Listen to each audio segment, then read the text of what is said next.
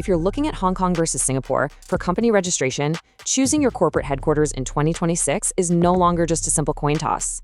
Both of these undisputed economic powerhouses consistently rank in the top 5 globally for ease of doing business.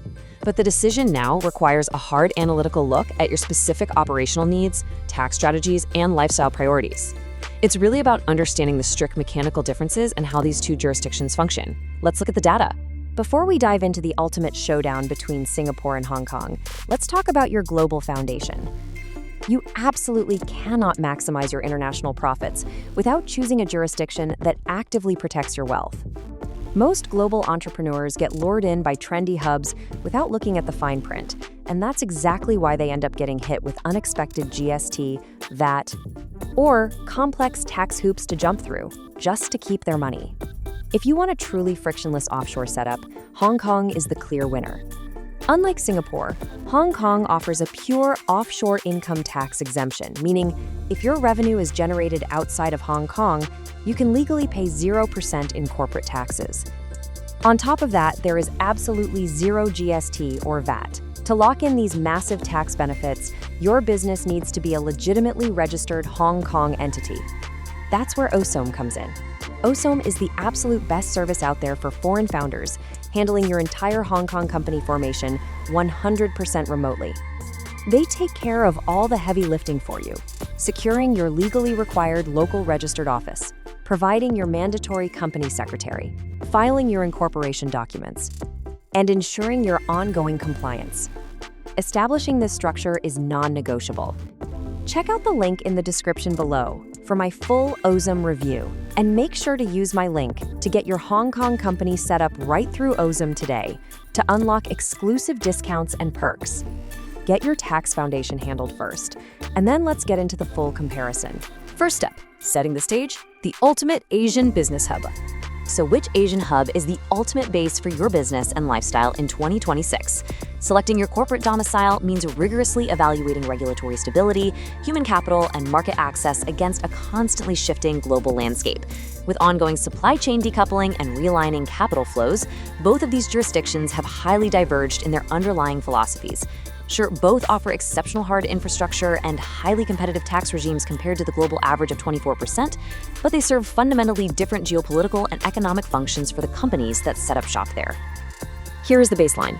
Hong Kong acts as your preeminent institutional bridge to mainland China.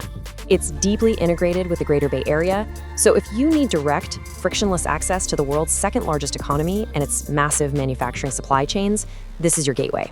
Singapore, on the flip side, operates as a strictly neutral sovereign node. It's highly digitized and perfectly centered to capture the 673 million people in the rapidly expanding Asian market.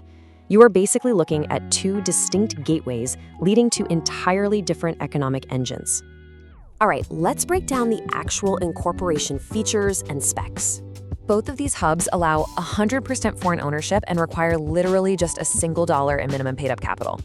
But look at the company director requirements. This is a massive structural difference. Hong Kong offers a much lower barrier to entry for remote founders. You can be a director of any nationality residing anywhere in the world. Singapore, however, strictly demands at least one local resident director. For foreign founders, that means hiring a nominee director service. That adds an upfront annual cost, usually ranging from $2,000 to $3,000, because that local nominee assumes strict legal liabilities under Singaporean law. It creates a rigorous natural vetting process right from day one. When it comes to the actual speed of getting registered, Singapore is lightning fast. They operate a digital-first system via the ACRA BizFile Plus platform. If you meet their strict initial criteria and pass that local director vetting, you can technically be incorporated and operational in a single day. Pretty incredible, right? Hong Kong is traditionally efficient too, but recent international regulatory pressures mean they've tightened up their Know Your Customer, or KYC protocols. So if you're a foreign owner, expect to provide detailed business plans, exhaustive proofs of address, and sometimes even professional reference letters. That frequently stretches the incorporation timeline out to 14 days or more. Now let's talk taxes, because this is where operational strategies really split. Hong Kong relies on an absolute territorial tax system, meaning if your profits are generated completely outside of Hong Kong, your corporate tax rate is effectively 0%. For local profits, it's a simple two-tier system, just 8.25% on your first 2 million Hong Kong dollars. Singapore takes a different approach. They have a slightly higher flat headline rate of 17%, but they offset that with massive startup exemptions. We're talking a 75% tax exemption on your first $100,000 of normal chargeable income. Plus, Singapore boasts a massive network of over 100 double tax treaties. If you're a tech or IP company dealing with cross-border royalties and dividends, that is an absolute game changer. But keep this crucial number in mind, 9%. That is Singapore's Goods and Services Tax, or GST. And it's not just about paying the tax rate itself. It represents a significant administrative burden. Reaching that GST threshold means quarterly filing, mandated accounting software, and potential auditing costs. Hong Kong completely avoids this friction, a pure 0% VAT and GST environment. If you're a high-volume physical trader or in e-commerce, the absence of that consumption tax in Hong Kong translates directly into a massive, frictionless profit multiplier. Securing corporate banking is another area where these regulatory architectures yield totally opposite results. Singapore's rigid incorporation rules, specifically that mandatory local resident director, actually streamline the banking process. Because your company's anchored by a vetted local resident, premium banks are far more willing to open multi-currency accounts remotely. Hong Kong banks, on the other hand, operate under intense international anti-money laundering scrutiny right now. Opening an account as a non-resident in Hong Kong frequently means flying in for physical interviews, providing exhaustive proofs of business viability, and placing massive initial deposits just to clear the compliance department. Let's move on to real-world use cases and practical applications. So, who actually belongs in Hong Kong? Hong Kong remains the absolute magnetic north for capital and trade deeply integrated with physical supply chains. If your business model relies on high-volume e-commerce, importing directly from Shenzhen, complex cross-border logistics, or traditional China-facing trade finance, Hong Kong is functionally unmatched. Additionally, the jurisdiction is currently establishing highly targeted regulatory sandboxes to attract retail-facing Web3 ecosystems and virtual asset trading platforms. It's creating a major new avenue for digital finance directly backed by institutional frameworks.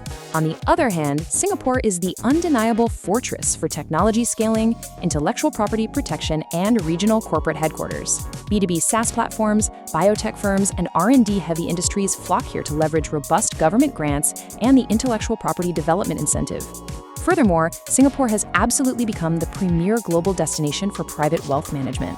Through highly specific tax exemption frameworks like the 13O and 13U schemes, family offices can achieve zero tax on specified investments provided they meet strict minimum assets under management requirements.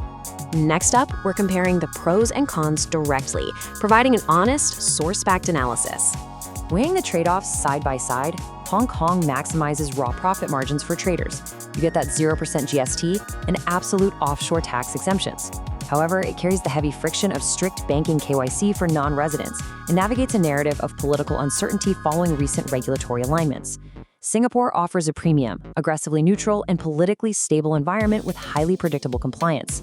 The trade-off there is a significantly higher administrative baseline cost, driven by mandatory resident director fees, that 9% GST filing burden, and heavily taxed local operational expenses like vehicle ownership. Let's talk about housing, because it's invariably the largest operational expense for relocating talent. Both cities rank among the world's most expensive real estate markets, but the value delivered differs wildly. In Hong Kong, a premium of $4,500 USD a month in central or mid-levels typically secures a highly compact space, often under 500 square feet, in an older building. In Singapore, a comparable $4,000 USD budget in River Valley or Marina Bay generally secures 700 to 800 square feet, frequently situated in modern developments that include extensive amenities like full gyms, pools, and 24-hour security. It really comes down to this quote directly from the sources. The choice is often defined by the human equation, the trade-off between efficiency and edge, tropical calm, and vertical thrill. In your day-to-day reality, the tax and lifestyle differences are highly tangible. On a $150,000 salary, an expat physically keeps about $10,000 more in their pocket in Hong Kong due to a personal tax rate capped at 15 to 17%. Singapore extracts up to 24% at the top marginal rate, but that taxation funds impeccable infrastructure.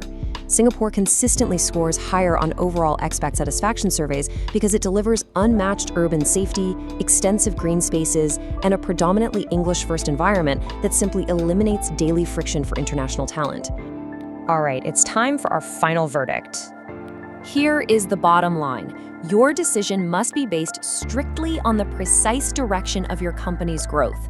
Choose Hong Kong if your operational engine is China, if you deal in high-volume physical goods, and if you require the absolute lowest tax drag on offshore trading without the burden of GST. Choose Singapore if you demand reliable corporate banking from day one, you're scaling a highly structured tech or IP-heavy company across ASEAN, and you value long-term, predictable institutional stability. Both cities are absolutely world-class, but they pay you back in distinctly different currencies of energy. Hong Kong offers a hyper-fluid, fast-paced, aggressive deal-making culture built on raw financial velocity. Singapore provides a highly structured, predictable, long-term institutional momentum that's perfectly designed to safely scale complex technology and manage private wealth. So evaluate your unique business model against the hard facts. Between the tropical calm and steady predictability of Singapore and the vertical thrill and raw profit margins of Hong Kong, which ecosystem is truly built to handle your legacy in 2026?